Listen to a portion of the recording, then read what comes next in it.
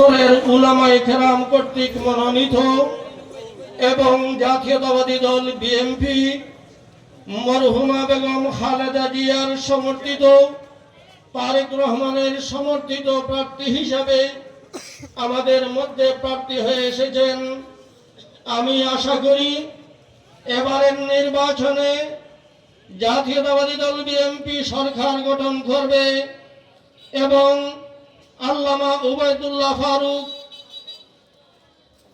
এই জোটের একজন এমপি হিসাবে যদি মনোনীত হন, ইনশাআল্লাহ জকিগঞ্জ এবং থানাইঘাটবাসী অতিরিক্ত একটি উপহার ভাবে আমাদের ধারণা মৌলানা উবাইদুল্লাহ ফারুককে একটি মন্ত্রিত্ব দান করা হবে এবং জকিগঞ্জ ও থানাইঘাটের মানুষের চাহিদা, রাস্তাঘাটের উন্নয়ন, শিক্ষা প্রতিষ্ঠানের উন্নয়ন সহ বিভিন্ন ধরনের চিকিৎসা কেন্দ্রের উন্নয়ন সহ বিভিন্ন ধরনের উন্নয়ন আমাদের চাহিদা মতো পাওয়ার আমরা আশা করছি।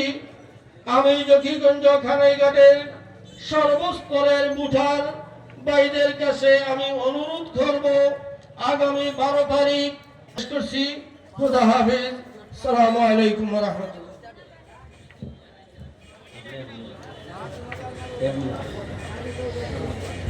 সম্মানিত উপস্থিতি, জনসভার এই পর্যায়ে গুরুত্বপূর্ণ কথা বলবেন জকিগঞ্জ পৌরসভার কীর্তিমান আলেমে দ্বীন, যিনি সিলেট অঞ্চলে অসংখ্য অগণিত প্রতিষ্ঠান সুচারুরূপে পরিচালনা করে যাচ্ছেন। শুধু সিলেট নয়, আমাদের ঐতিহ্যবাহী বরুণা মাদ্রাসা সহ বৃহত্তর সিলেটের প্রায় 20-এর অধিক প্রতিষ্ঠান যিনি পরিচালনা করে যাচ্ছেন। প্রখ্যাত আলেমে দ্বীন, ইসলামী চিন্তাবিদ, লেখক ও গবেষক হযরত মাওলানা হাফিজ ফখরুজ্জামান সাহেব এবারে আপনাদের সামনে গুরুত্বপূর্ণ বক্তব্য উপস্থাপন করবেন ইনশাআল্লাহ।